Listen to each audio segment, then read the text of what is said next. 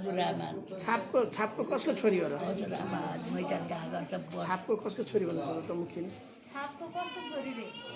मुखिन मुखिनीको छापको मुखेनीको छ बनाएर अब त्यो कहाँ कसको छोरी भन्नु कसको छोरी रे यो छापमा बिहा गरेर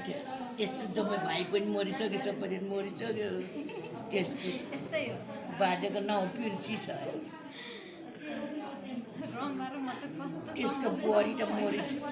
त्यसको छोरा बुवा जम्मै मर्यो अब त्यति सक्दैन होला त्यो एक बुझ्नु उता उता जान्छ त्यो सबै मरिस सुन्दैन अनि आफ्नै कुरा मात्रै गर्ने है खै के भन्छ एउटा भनौँ न त्यो बुझ्छ त्यो अनि के भनिरहन्छ छ नि त्यो हाम्रो छोराहरू छिदेखि छ नि हो त्यसकै दाजुभाइ र हामी के अरे इट्टा बनाउँछ नि उसैको दाजुभाइ उसै उयो हो त्यत्रो एउटै भएको ए ऊ इट्टा बनाउँछ बाल्किस्ने बाल्किनेको बाउ र ऊ दिदी बाल्किनेको बाउ र उसको बाउ बाजे बाजे एउटै बाउ एउटै बाउ होइन बाजे बाजे एउटै बाजे बाजे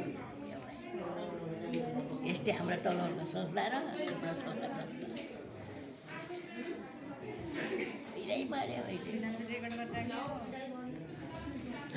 हजुरआमालाई सुनाउनु लाग्यो